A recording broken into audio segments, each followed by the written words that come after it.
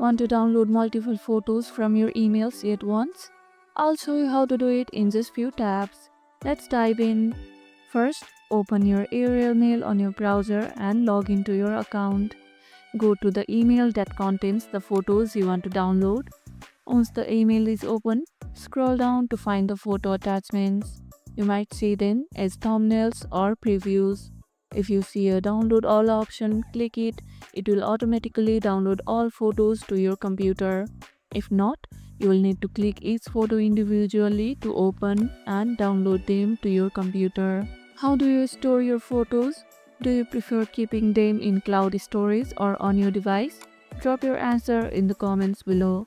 If you can't find the download all button, try using a different browser or update your current one. Some settings can block the download feature.